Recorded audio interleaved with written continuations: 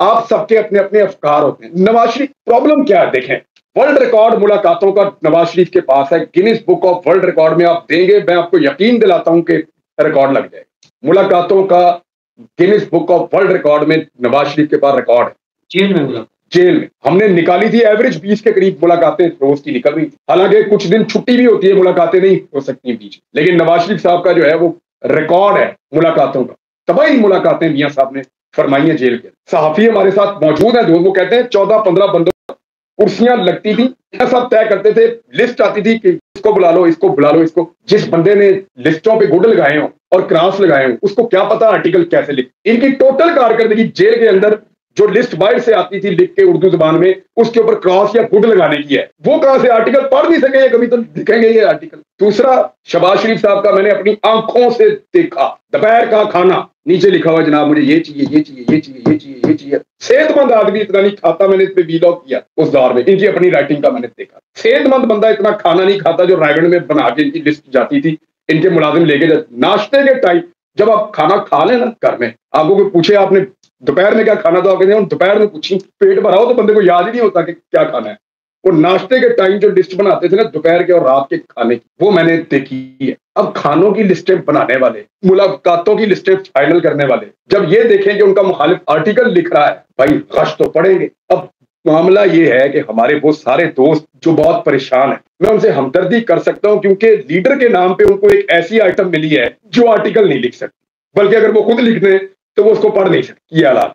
अच्छा इमरान भाई, मेरा क्वेश्चन ये है कि इस वक्त रिटर्निंग अफसरान जो हैं वो सिर्फ पाकिस्तान तरीके इंसाफ के जो उम्मीदवारान हैं उनके कागजात नामजदगी मुस्तरद कर रहे हैं, और ये हमने प्रैक्टिस देखी। अब मामला हाई कोर्ट में है।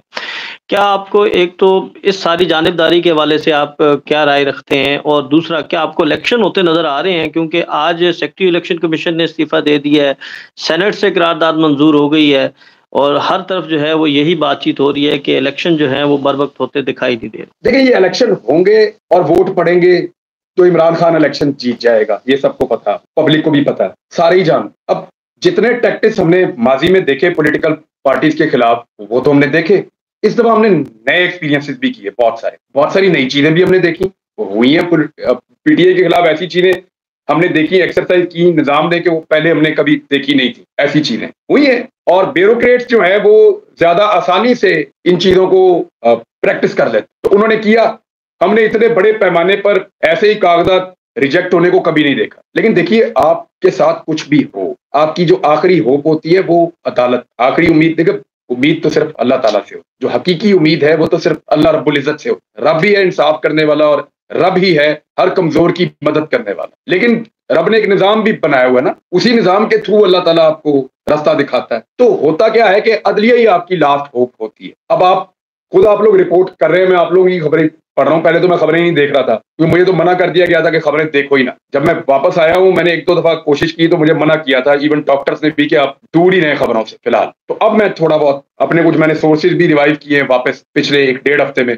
खबरें भी बड़ी मजेदार मिली है, कुछ मेरे बारे में भी हैं। एक खबर मैं इस्लामाबाद में देके भी आया हूँ कि मियाँ साहब के लिए कोई अच्छी खबर नहीं है।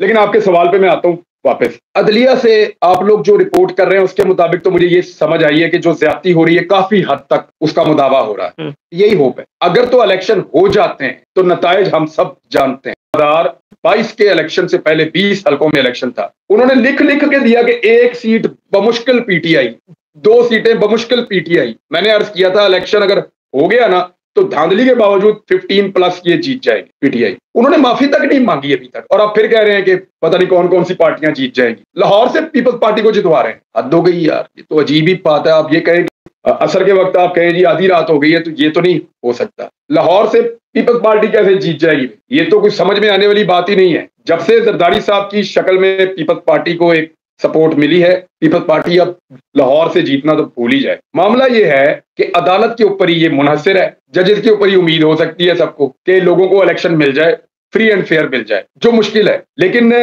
मेरे ख्याल में ये जो कुछ हमने पिछले चंद हफ्तों में देखा है, उससे एक बात तो मुझे समझ आई। वो मुझे ये समझ आई है कि इलेक्शन वाले दिन अगर बहुत बड़ी धांधली भी हो सकती है ना, वो भी किसी काम की नहीं है, वरना ये सारा कुछ ना करना। सनम जवेद के कागजात जो हैं वो अदालत से भी मुस्तरद, टेक्निकल ग्राउंड के ऊपर कोई मसला उसका बना है। नून लीग के वकला वहाँ मौजूद थे, वो फोन करके मुबारकबादें दे रहे थे। मैंने आपसे कहा था कि अगर इसका मरियम नवाज से मैच पड़ेगा तो ये उसका इलेक्शन मार देगी, और वो ठीक थी बात, वो बिल्कुल सही थी बात। ये बहुत बड़ी चिपक है, इसने मरियम नवाज को चिपक जाना था। बहुत से नए लोगों को पीटीआई का टिकट मिला, तो आपने कोशिश नहीं की? उन्होंने काफी कोशिश की।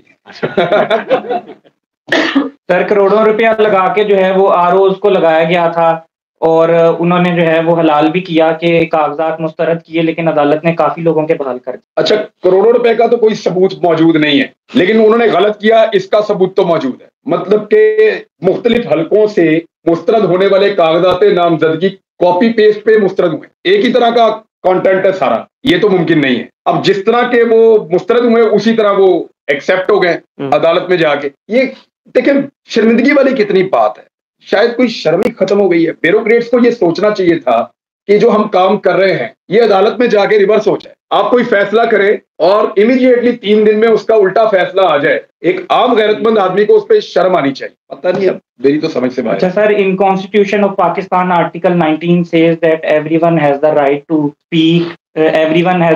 speak, right and share opinions, but they should not face any imprisonment or from the government or punishment। लेकिन आपने भी हक सच पे बोला, तो ये आइन पाकिस्तान का कहता है और आर्टिकल 19 में वाज़ा किया गया है कि हर शहरी को ये हक हासिल है कि वो आज़ादी ज़ाहिर राय रख सकता है, लेकिन एक साफ़ी के पास तो फिर भी लाइसेंस होता है। तो फिर भी ये जो है आर्टिकल 19 यानी आइन की जो है वो खिलाफ वर्जी, आइन की धज्जियां उड़ा दी। यानी रूल ऑफ लॉ नहीं है, कॉन्स्टिट्यूशन भी नहीं है और फ्रीडम ऑफ स्पीच भी नहीं है, तीनों चीजें ही नहीं है पाकिस्तान में। ये तीनों चीजें कोई प्लेट में रख के थोड़ी मिलती हैं दोस्त। अच्छा, ये जहां पे भी है वहां पे ये तीनों चीजें लोगों ने हासिल की, पाकिस्तान भी हासिल कर लेगा, ऐसी कौन सी बात। देखें आर्टिकल 19 इज वेरी क्लियर, आपके पास राइट टू स्पीक, इवन आपके पास राइट टू प्रोटेस्ट भी है, उसकी लिमिट्स भी डिफाइंड है, ये उसकी लिमिट है, इससे आप क्रॉस नहीं कर सकते। कानून का गलत इस्तेमाल जरूर होता है और कानून की नाक को मोड़ के ताकतवर लोग अपने हक में इस्तेमाल भी कर लेते हैं बाज़ औक़ात, लेकिन अल्टीमेटली जो लॉ होता है जब आप उसके ऊपर चल रहे होते हैं तो कहीं ना कहीं रास्ता निकलता है। Rule of is the solution. मैं बार बार यही, कानून की हुक्मरानी से ये मुल्क आगे बढ़ेगा, दूसरा रास्ता ही कोई नहीं, जितना मर्जी भाग लें रास्ता ही कोई नहीं। सर आपको इतने महीने गैरकानूनी तौर पे रखा गया अंदर और 4 महीने से ज्यादा थे, तो आपने आगे कार्रवाई क्यों नहीं की? आपने केस भी वापस ले लिया, आप ज्यादा बोले भी नहीं। मैं चाह रहा हूं कि मुझे चीफ जस्टिस ऑफ पाकिस्तान बुला लेते। आपको इंसाफ पे यकीन है पाकिस्तान के? नहीं, मुझे चीफ जस्टिस ऑफ पाकिस्तान बुलाएंगे तो मैं बताऊं। सर वो तो कह रहे हैं मैं मतीउल्लाह जान को जानता हूं जो 5 घंटे अंदर रहा था, इमरान रियाज को नहीं जानता। कोई बात नहीं है, मतीउल्लाह के साथ ज्यादती हुई, अगर वो उसको भी जानते हैं तो हम उनका शुक्रिया अदा करते हैं। अच्छा, आप सिर्फ चीफ जस्टिस ऑफ पाकिस्तान से बात करेंगे, उसके अलावा किसी से? कोई कुछ कर ही नहीं सकता। वो कर सकते हैं? उम्मीद कर सकता हूँ। उम्मीद है? हाँ, आपको बताऊंगा, आप भी।